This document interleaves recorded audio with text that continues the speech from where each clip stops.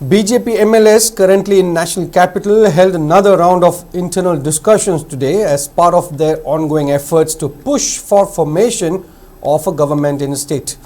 According to reports received by SKTV News, the legislators are likely to meet BJP National General Secretary Organization BL Santosh tomorrow to discuss the political situation in Manipur.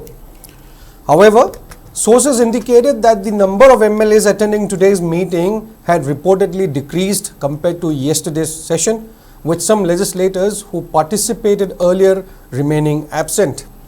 This development has sparked speculation and concern over whether the objective of the Delhi visit to expedite government formation will yield the intended results.